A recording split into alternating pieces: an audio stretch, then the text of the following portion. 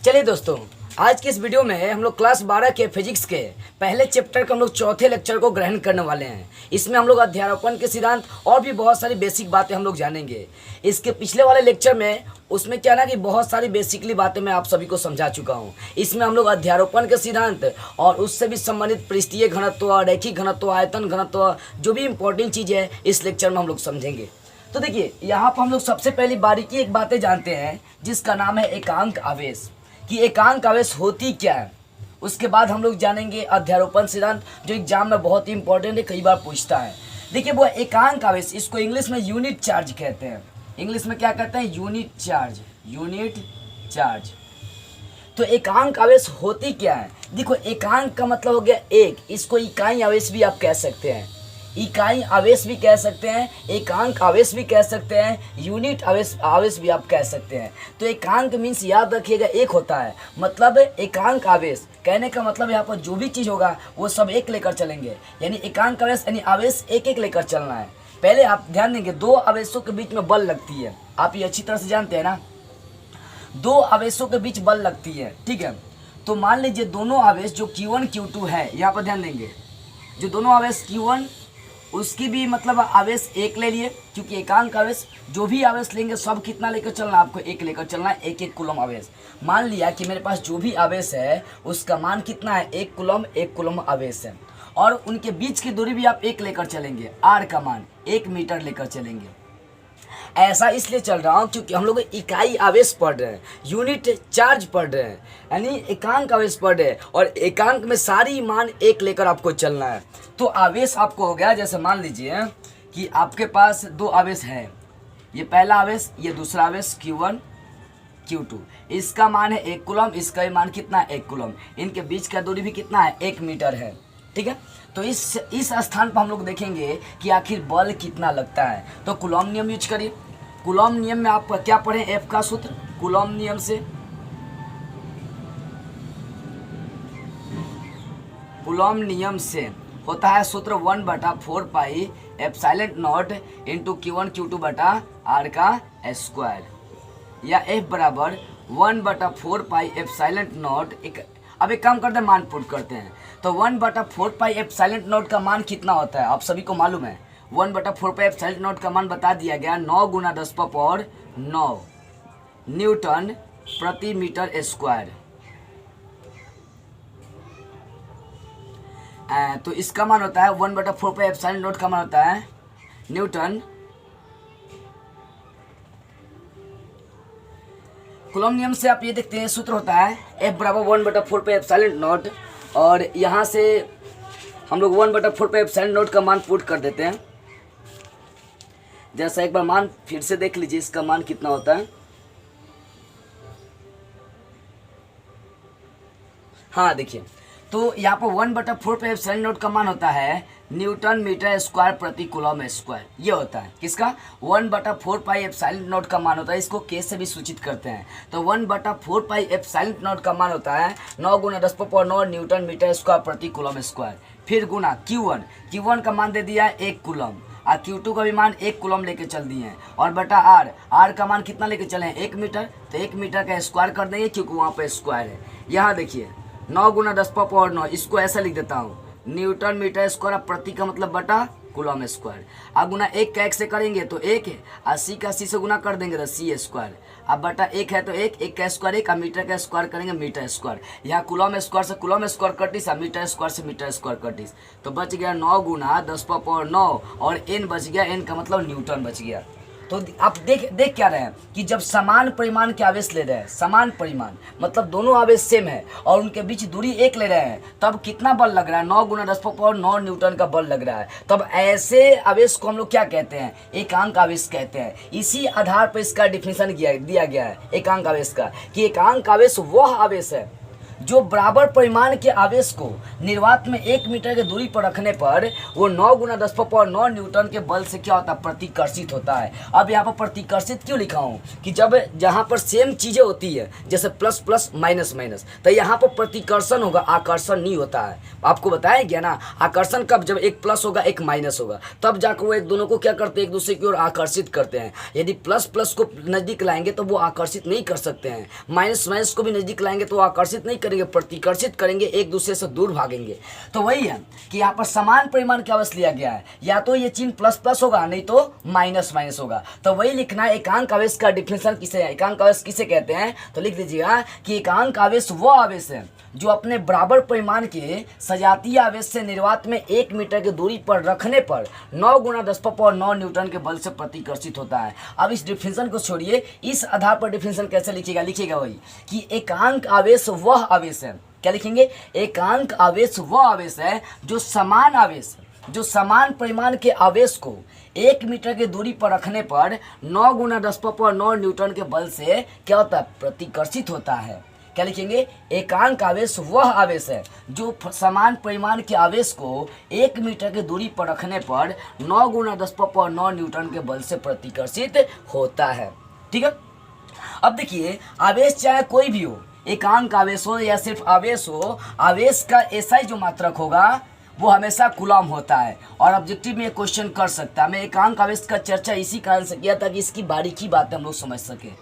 तो आवेश का जो एसआई मात्रक होता है, आवेश का एसआई मात्रक वो हमेशा कूलम होता है। क्या होता है, कूलम। और कूलम का संकेत याद रखिएगा सी होता है।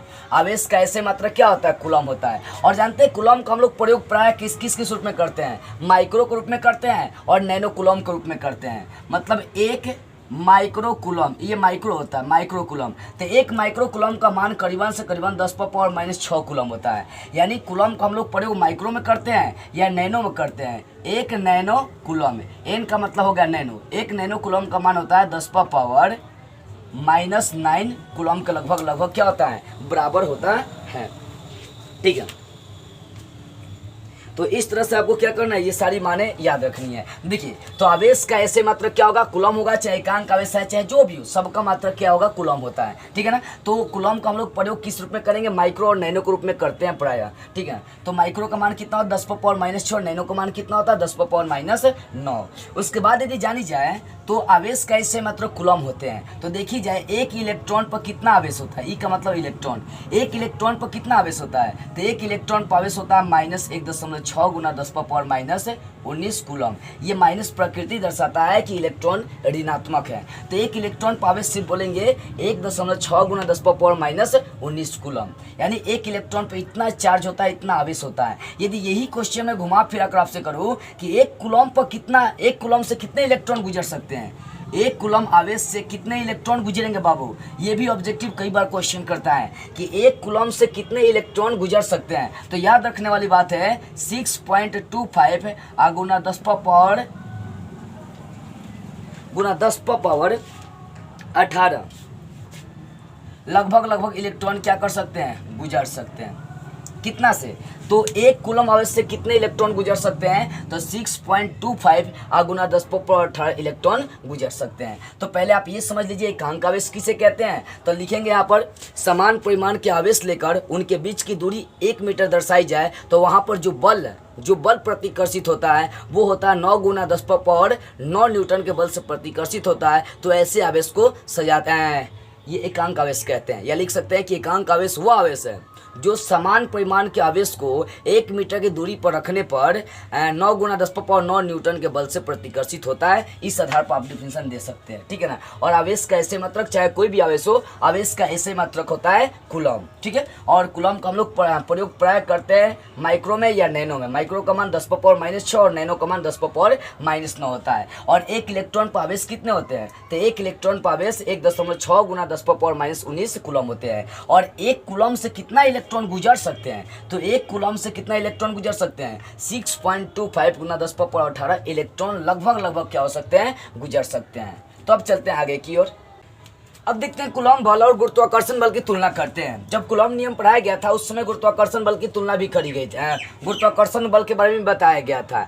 तो जरा सा जान लेते हैं कूलॉम नियम मतलब कूलॉम बल और गुरुत्वाकर्षण बल किसे कहते हैं, ठीक है ना। देखिए ये दोनों एक ही नियम के अनुसार कार्य करते हैं। ये भी कूलॉम बल भी आपका निर्वात में ही कार्य करता है और गुरुत्वाकर्षण बल भी आपका निर्वात में ही कार्य करता है। शून्य निर्वात मतलब आकाश कह सकते हैं, ठीक है। तो आप पढ़े ना कि शून्य या निर्वात में प्रकाश की चाल कितनी होती है, याद है 3 लाख किलोमीटर प्रति घंटा होता है। अब देखो बाबू यहाँ पर ध्यान देंगे तो कूलॉम बल और गुरुत्वाकर्षण बल की तुलना करते हैं। तुलना का मतलब दोनों में थोड़ा सा अंतर स्पष्ट हम लोग कर लेते हैं। तो कूलॉम बल और गुरुत्वाकर्षण बल दोनों एक नियम के अनुसार कार्य करते हैं, मतलब ये भी निर्वात में ही कार्य करता है और गुरुत्वाकर्षण बल भी निर्वात में ही कार्य करता है। इसमें खास अंतर क्या देखी जाती है, तो कूलॉम बल जो होता है ना एक प्रतिकर्षण और आकर्षण बल होता है, मतलब यहाँ पर आकर्षण और प्रतिकर्षण दोनों होता है। आकर्षण या प्रतिकर्षण, यहाँ पर दोनों तरह का बल देखी जाती है, क्योंकि प्लस माइनस दो कुछ कोई भी तो आवश्यक हो सकता है।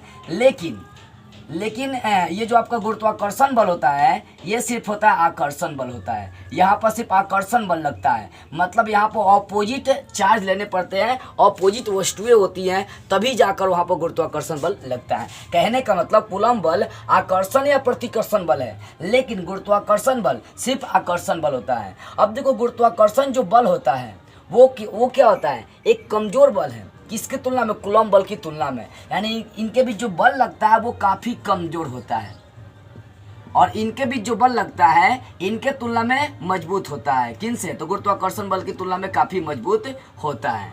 तो ये 2-3 अंतर आप स्पष्ट कर सकते हैं, लिख सकते हैं। कूलॉम बल और गुरुत्वाकर्षण बल एक ही नियम के अनुसार निर्वात में कार्य करते हैं। कूलॉम बल आकर्षण या प्रतिकर्षण बल होता है, जबकि गुरुत्वाकर्षण बल सिर्फ आकर्षण बल होता है। देखिए गुरुत्वाकर्षण बल कूलॉम बल की तुलना में मजबूत होता है, गुरुत्वाकर्षण बल कूलॉम बल की तुलना में कमजोर होता है। इतनी बातें आप लिख सकते हैं, ठीक है। अब चलिए कुछ इलेक्ट्रॉनों की चर्चा, कुछ इलेक्ट्रॉन प्रोटॉन न्यूट्रॉनों की हम लोग चर्चा करते हैं, ठीक है ना।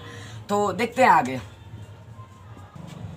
तो आपने यहाँ पर देखा ये कि जो कूलॉम बल होता है वो गुरुत्वाकर्षण बल की तुलना में मजबूत होता है, जबकि गुरुत्वाकर्षण बल कूलॉम बल की तुलना में कमजोर होता है। ये जानते हैं, मतलब जो कूलॉम बल होता है इसको विद्युत बल भी कहते हैं। कूलॉम बल का दूसरा नाम विद्युत बल है। आवेशों के बीच जो बल लगता है उसी को कूलॉम बल कहते हैं या विद्युत बल कहते हैं। तो कूलॉम बल इसकी तुलना में क्या होता है, मजबूत होता है गुरुत्वाकर्षण बल की तुलना में। वही 2-3 ऑब्जेक्टिव यहाँ पर जान लेते हैं जो एग्जाम में पूछता है। देखो कहने का मतलब जब 2 प्रोटॉन लेकर चलेंगे, अब 2 को प्रोटॉन, ठीक है ना, 2 प्रोटॉनों के बीच मान लो कि ये आपका होगा पहला प्रोटॉन, यहाँ पर P1 और ये P2 हो गया। 2 प्रोटॉनों के बीच जो बल लगता है उसको विद्युत बल बोलेंगे। तो 2 प्रोटॉनों के बीच का जो विद्युत बल है उनके बीच लगने वाले वो गुरुत्वाकर्षण बल की तुलना में लगभग 10⁻36 गुना होते हैं, ठीक है। तो इस बात को ध्यान से समझिएगा।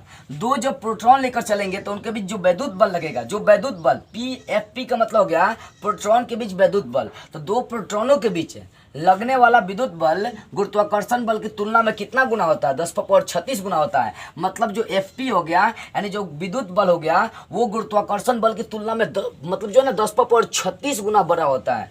कहने का मतलब आपने यहीं पर तो स्पष्ट किया था कूलॉम बल मजबूत होता है जबकि आकर्षण बल कमजोर होता है। यहीं पर बात हो गई कि जब 2 प्रोटॉन लेकर चलेंगे तो उनके बीच जो वैद्युत बल होगा, उनके बीच जो कूलॉम बल आप पढ़े हैं, कूलॉम का जो नियम पढ़े हैं, जो कूलॉम बल पढ़े हैं, वो गुरुत्वाकर्षण बल की तुलना में 10⁻36 गुना बड़ा होता है, ठीक है ना, 10⁻36 गुना मजबूत होता है।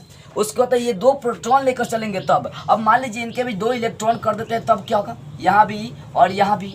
तो 2 इलेक्ट्रॉनों के बीच जो वैद्युत बल आपको लगेगा वो गुरुत्वाकर्षण बल की तुलना में लगभग 10⁻42 गुना होता है। देखिए 2 इलेक्ट्रॉनों के बीच वैद्युत बल उनके बीच लगने वाले गुरुत्वाकर्षण बल की तुलना में लगभग 10⁻42 गुना होता है। यानी जब 2 प्रोटॉन लेकर चलेंगे तो जो वैद्युत बल होगा वो गुरुत्वाकर्षण बल से कितना बड़ा होगा, 10⁻36 गुना बड़ा होगा, ठीक है ना। और वही जब 2 इलेक्ट्रॉन लेकर चलेंगे तो उनके बीच जो वैद्युत बल रहेगा वो गुरुत्वाकर्षण बल की तुलना में लगभग 10⁻42 गुना मजबूत होगा, ठीक है। अब वही मान लीजिए तीसरा कंडीशन देखी जाए कि 1 इलेक्ट्रॉन और 1 प्रोटॉन ले लिए, तब इनके बीच जो वैद्युत बल लगेगा EP लिख दीजिए, इलेक्ट्रॉन और प्रोटॉन के बीच देख रहे हैं।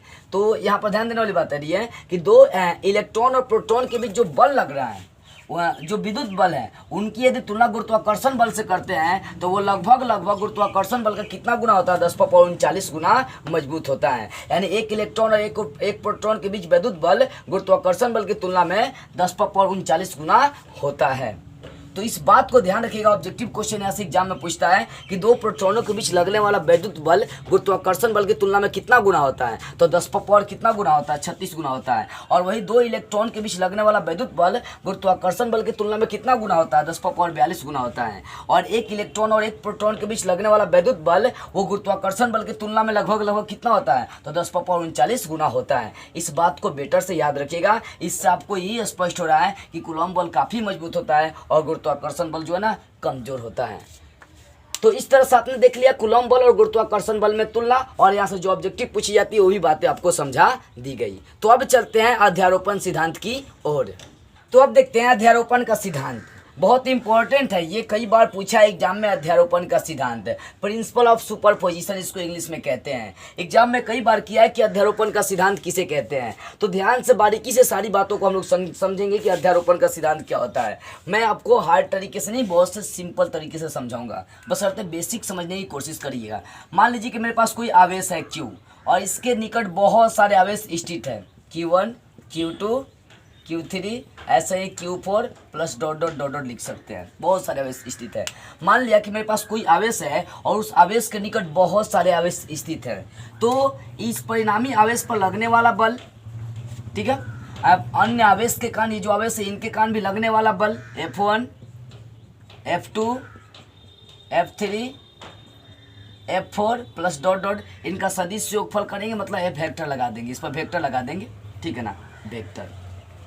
तो देखिए ध्यान से बातों को समझिएगा, यदि किसी आवेश के निकट बहुत सारे आवेश स्थित हो तो परिणामी आवेश के कारण लगने वाला विद्युत बल को F से सूचित करते हैं। तो परिणामी आवेश के कारण लगने वाला विद्युत बल अन्य आवेशों के कारण लगने वाले विद्युत बलों के योगफल, विद्युत बलों के सदिश योगफल, वेक्टर लगा दे रहे, सदिश योगफल विद्युत बलों के सदिश योगफल के बराबर होता है। तो इसी सिद्धांत को हम लोग अध्यारोपण का सिद्धांत कहते हैं। अध्यारोपण का सिद्धांत कहता है कि यदि किसी आवेश के निकट बहुत सारा आवेश स्थित हो, ढेर सारा आवेश स्थित हो, तो परिणामी आवेश के कारण लगने वाला विद्युत बल अन्य सारे आवेशों के कारण लगने वाले विद्युत बल का सदिश योगफल के क्या होता है, बराबर होता है।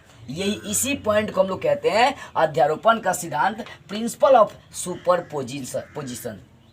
अब देखिए यहाँ पर भाषा लिखा हो, उसको समझिए। अध्यारोपण का सिद्धांत क्या होता है, यदि किसी आवेश के निकट अन्य बहुत सारे आवेश स्थित हो, वही यदि किसी आवेश के निकट बहुत सारे आवेश स्थित हो, तो परिणामी आवेश पर लगने वाला विद्युत बल, ये वाला परिणामी आवेश पर लगने वाला विद्युत बल अन्य सारे आवेशों पर लगने वाले विद्युत बलों के सदिश योगफल के क्या होनी चाहिए, बराबर होनी चाहिए। तब जाकर इस कंडीशन में उस सिद्धांत को हम लोग प्रिंसिपल ऑफ सुपरपोजिशन यानी अध्यारोपण का सिद्धांत कहते हैं। आई होप आपको ये बातें भी समझ में आ रही होगी। फिर से मैं समझा रहा हूँ, यदि आपके पास एक आवेश है, मान लीजिए कि ये आपका आवेश है, अब इस आवेश के निकट बहुत सारे आवेश स्थित है, तो इसके कारण जो बल लगेगा और यहाँ पर जो अन्य जितना भी आवेश है उसके कारण बल लगेगा, ये सारे आपस में बराबर हो जाएगा, ठीक है। तो इसी को हम लोग कहते हैं अध्यारोपण का सिद्धांत। यदि किसी आवेश के निकट जब बहुत सारे आवेश स्थित हो, तो परिणामी आवेश के कारण लगने वाला विद्युत बल अन्य सारे आवेशों के कारण लगने वाले विद्युत बल के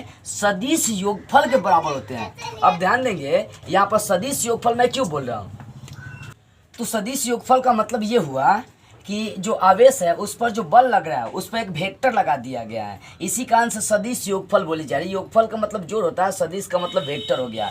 तो यहाँ जो बल है उसका सदिश योगफल करी गई है, सिर्फ योगफल नहीं, उस बल का सदिश योगफल बनाई गई है। तो बस अध्यारोपण का सिद्धांत यही होता है कि यदि किसी आवेश के निकट बहुत सारे आवेश स्थित हो, तो परिणामी आवेश के कारण लगने वाला विद्युत बल अन्य सारे आवेशों के कारण लगने वाले विद्युत बल के सदिश योगफल के बराबर होते हैं। इसी सिद्धांत को हम लोग अध्यारोपण का सिद्धांत कहते हैं। तो इस तरह से आपका अध्यारोपण का सिद्धांत क्लियर हो गया। अब चलते हैं आगे की ओर। अब देखते हैं आवेश के संतत वितरण के बारे में पढ़ते हैं और असंतत वितरण के बारे में क्या पढ़ते हैं। देखिए वितरण क्या होता है, वितरण मीन्स होता है बांटना, डिस्ट्रीब्यूट करना। वही हम लोग पढ़े आवेश को असंतत, आवेश का असंतत वितरण और आवेश का संतत वितरण। इस बारे में हम लोग जानेंगे और इस टॉपिक को थोड़ा सा मतलब विस्तार से जानेंगे, क्योंकि यहाँ से एग्जाम में करीबन 2 नंबर के और 1 नंबर के ज़्यादा क्वेश्चन आते हैं। ध्यान देंगे इस बात को। देखिए, आवेश का असंततः वितरण होता क्या है? आवेश के असंततः वितरण किसे कहते हैं?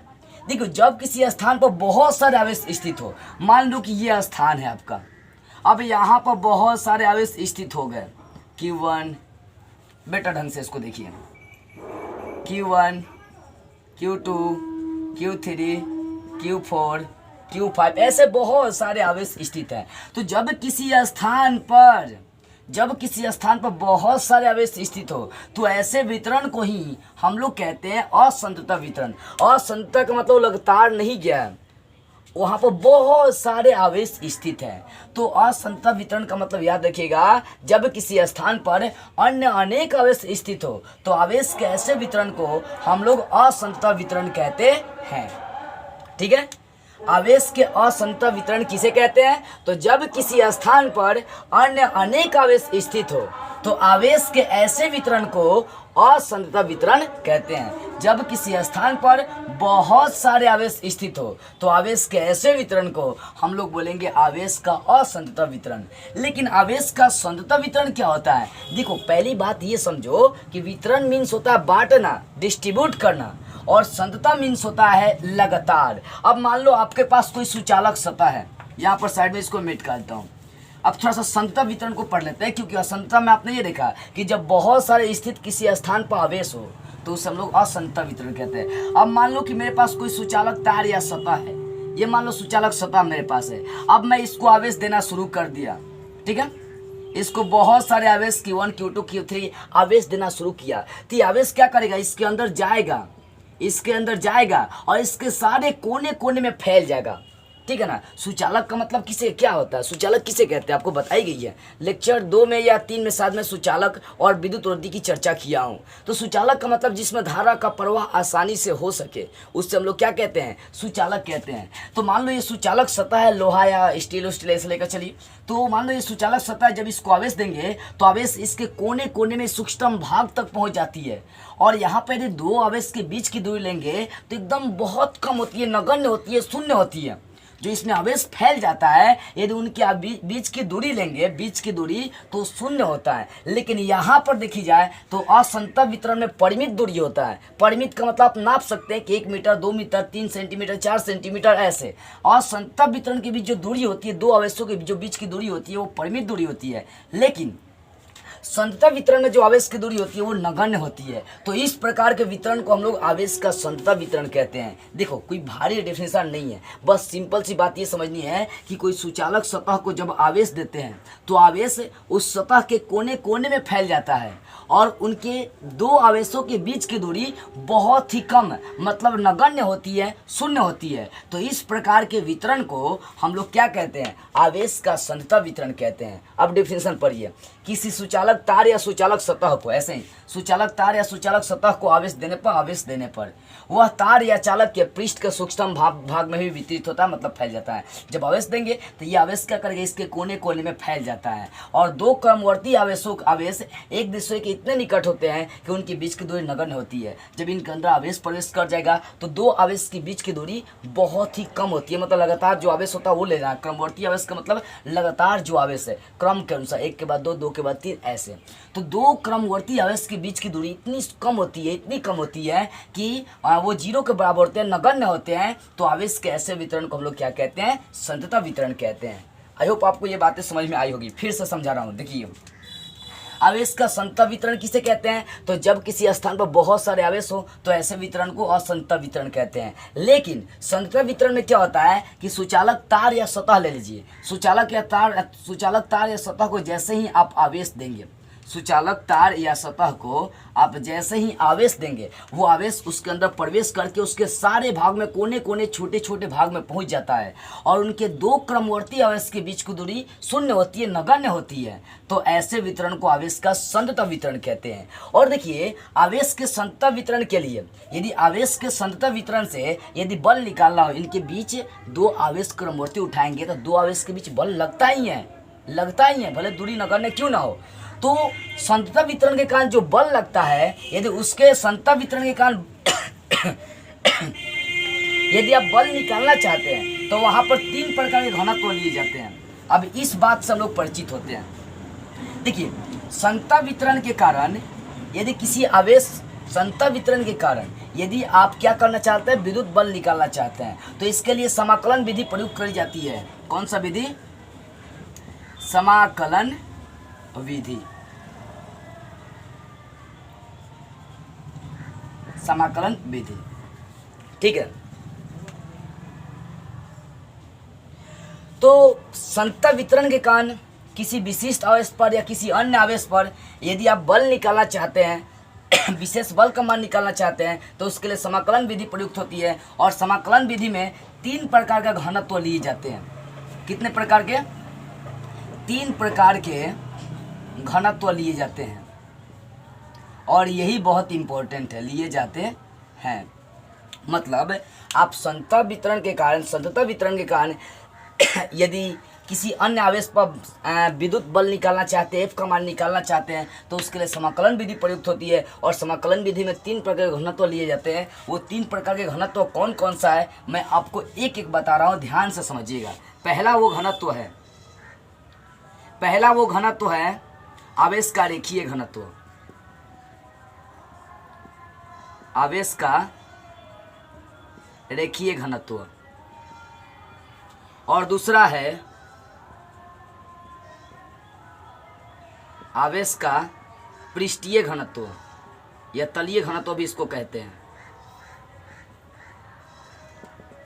और तीसरा है आवेश का आयतन घनत्व। आवेश का आयतन घनत्व। अब देखिए, मतलब क्या है ना कि समाकलन विधि में 3 प्रकार का घनत्व हम लोग लेते हैं। वो कौन कौन सा? आवेश का रेखीय घनत्व, आवेश का पृष्ठीय घनत्व और आवेश का आयतन घनत्व। तो अब चलिए जरा सा इसके बारे में हम लोग क्या करते हैं, विस्तार से जानते हैं। लेकिन सबसे पहले इसका डिफिनेशन लिख लीजिए, उसके बाद मैं आपको सारी बातें समझाऊंगा। तो आवेश का रेखीय घनत्व क्या होता है? तो आवेश का रेखीय घनत्व होता है, आवेश का जो रेखीय घनत्व होता है वो प्रति एकांक लंबाई में आवेश का एक परिमाण होता है। देखिए यहाँ पर जो लिखा है Q/L, और ये जो बटा दिया गया, बटा को एकांक कहते हैं। तो प्रति एकांक लंबाई में आवेश का परिमाण होता है। किसमें होता है? तो ये लंबाई में आवेश का परिमाण होता है। लेकिन जो पृष्ठीय घनत्व होता है वो क्षेत्रफल में आवेश का परिमाण होता है। यानी क्षेत्रफल में आवेश का वो एक परिमाण होता है। कहने का मतलब जो रेखीय घनत्व होता है वो एक लंबाई में क्या होता है, प्रवाहित होता है। जबकि पृष्ठीय जो घनत्व होता है एक पृष्ठ में, एक क्षेत्रफल के अंदर वो प्रवाहित होता है। लेकिन जो आयतन घनत्व होता है वो एक आयतन के माध्यम से प्रवेश करता है। बहुत इंपॉर्टेंट बात है, मतलब थोड़ी बेसिक समझने वाली बातें समझेंगे। आवेश का जो रेखीय घनत्व होता है वो प्रति एकांक लंबाई में, देखो ये जो लाइन खींचा गया इसको प्रति पढ़ेंगे हम लोग, और एल का मतलब लंबाई लेकर चलेंगे। तो प्रति एकांक लंबाई में आवेश का परिमाण होता है। कौन? आवेश का रेखीय घनत्व। ठीक है, लिख सकते हैं कि प्रति एकांक लंबाई में जो आवेश का परिमाण होता है उससे हम लोग आवेश का रेखीय घनत्व कहते हैं। और जानते हैं आखिर आवेश के रेखीय घनत्व को हम लोग लैम्डा से सूचित करते हैं। ये सिंबल किसका है? लैम्डा का। दिखाई दे रही है? ये सिंबल किसका है? तो लैम्डा का है। तो आवेश के रेखीय घनत्व को हम लोग किससे सूचित करते हैं? लैम्डा से सूचित करते हैं। तो लैम्डा का मान हो जाएगा ΔQ/ΔL, मतलब प्रति एकांक लंबाई में आवेश के परिमाण को आवेश का रेखीय घनत्व कहते हैं। और इसका ऐसे मात्रक क्या होगा? तो आवेश का ऐसे मात्रक कूलम, और प्रति को प्रति लिख दिया, और लंबाई का ऐसे मात्रक मीटर। तो इस तरह से देखी जाए तो आवेश के रेखीय घनत्व का ऐसे मात्रक होता है कूलम प्रति मीटर। ऐसे ही आगे चल सकता है आवेश का पृष्ठीय घनत्व। तो पृष्ठीय घनत्व जो है एक क्षेत्रफल के अंदर प्रवाहित होता है, यानी प्रति एकांक क्षेत्रफल में आवेश के परिमाण को, ये सूत्र को देखकर आप डिफिनेशन दे सकते हैं कि प्रति एकांक क्षेत्रफल में आवेश के परिमाण को हम लोग आवेश का पृष्ठीय घनत्व चाहे तलीय घनत्व कहते हैं। और देखिए आवेश के पृष्ठीय घनत्व को स्मॉल सिग्मा से सूचित करते हैं। ये सिंबल किसका है? स्मॉल सिग्मा का है। इसलिए स्मॉल सिग्मा बराबर ΔQ/ΔL। इसी से हम लोग डिफिनेशन दे सकते हैं कि प्रति एकांक क्षेत्रफल में आवेश के परिमाण को आवेश का पृष्ठीय घनत्व कहते हैं। अब इसका ऐसे मात्रक क्या होगा, तो आवेश का ऐसे मात्रक कूलम, ये बटा का मतलब प्रति देंगे, और मीटर का ये क्षेत्रफल का ऐसे मात्रक मीटर स्क्वायर, यानी आवेश के पृष्ठीय घनत्व का ऐसे मात्रक होगा कूलम प्रति मीटर स्क्वायर। अब जानते हैं आवेश का आयतन घनत्व, आवेश का आयतन घनत्व, तो ये जो होता है ना, एक आयतन के माध्यम से इसमें आवेश प्रवेश करता है, तो आवेश का आयतन घनत्व ये क्या होगा, प्रति एकांक आयतन में डेल्टा क्यू बटा डेल्टा वी से डिफिनेशन निकालेंगे, प्रति एकांक आयतन में आवेश के प्रवाह को, तो आवेश के परिमाण को, प्रति एकांक आयतन में आवेश के परिमाण को, आवेश का हम लोग आयतन घनत्व कहते हैं, और आयतन घनत्व को हम लोग रो से सूचित करते हैं। ये जो सिंबल है वो रो का है, बगल में लिख दिया, उसको क्या पढ़ेंगे, रो। तो आयतन घनत्व को रो से सूचित करते हैं, इसलिए रो का सूत्र हो जाएगा डेल्टा क्यू बटा डेल्टा वी। यहाँ से डिफिनेशन देंगे कि प्रति एकांक आयतन में आवेश के परिमाण को आवेश का आयतन घनत्व कहते हैं, और इसका ऐसे मात्रक क्या होगा, तो इसका SI जो मात्रक होता है वो होता है आवेश कैसे मात्रक कूलम, आयतन कैसे मात्रक मीटर क्यू होता है, तो कूलम प्रति मीटर क्यू। तो इस तरह से आपका आवेश का रेखीय घनत्व, आवेश का पृष्ठीय घनत्व और आवेश का आयतन घनत्व, इतनी बात आप याद रखिएगा कि सरल रेखीय मतलब ये रेखा के माध्यम से आवेश इसमें प्रवेश करता है, इसमें एक आयतन के माध्यम से आवेश प्रवेश करता है, और इसमें भले पृष्ठीय घनत्व में क्षेत्रफल के माध्यम से प्रवेश करता है, क्योंकि वो एक पृष्ठ होता है, अब पृष्ठ में क्षेत्रफल बहुत ज़्यादा होता है, तो जो रेखीय घनत्व होता है वो एक रेखा के माध्यम से उसमें आवेश प्रवेश करता है, और जो पृष्ठीय घनत्व होता है इसमें एक क्षेत्रफल के माध्यम से आवेश प्रवेश करेगा, और जो आयतन घनत्व होता है इसमें आयतन के माध्यम से आवेश प्रवेश करता है। तो आपने क्या क्या देखा, आवेश का असंता वितरण, तो आवेश का असंता वितरण का मतलब जब किसी स्थान पर बहुत सारे आवेश स्थित हो तो ऐसे वितरण को आवेश के असंता वितरण कहते हैं। और आवेश का संता वितरण का मतलब क्या हो गया कि यदि कोई सुचालक तार या सतह है, मान लीजिए सुचालक या तार या सतह है, जब इसमें आवेश देंगे तो आवेश इसके हर भाग में फैल जाएगा, और दो लगातार आवेश लेकर चलेंगे इनके बीच, तो उनके बीच नगण्य दूरी होती है, मतलब कम सबसे कम दूरी होती है, तो ऐसे वितरण को हम लोग आवेश का संता वितरण कहते हैं। और आवेश के संता वितरण के कारण यदि बल का मान निकालना चाहते हैं तो उसके लिए समाकलन विधि प्रयुक्त होती है, और उस समाकलन विधि में तीन प्रकार का घनत्व लिया जाता है। पहला घनत्व आवेश का रेखीय घनत्व, दूसरा आवेश का पृष्ठीय घनत्व, और तीसरा आवेश का आयतन घनत्व। तो रेखीय घनत्व एक रेखा के मतलब रेखा के माध्यम से उसमें आवेश प्रवेश करता है, और पृष्ठीय घनत्व में एक क्षेत्रफल के माध्यम से प्रवेश करता है, और आयतन घनत्व में एक आयतन के माध्यम से उसमें आवेश प्रवेश करता है। और बाकी बातें यहाँ पर लिखी हुई है, आप देखिए और इसको बेटर से समझिएगा। तो बस आज की इस वीडियो में इतना ही। अगले वीडियो में, अगले लेक्चर में हम लोग विद्युत क्षेत्र की चर्चा करेंगे। यहाँ से कूलॉम नियम वाले टॉपिक आपकी समाप्त होती हुई, तो अगले लेक्चर में हम लोग विद्युत क्षेत्र की तीव्रता के बारे में बेसिक जानकारी हासिल करेंगे।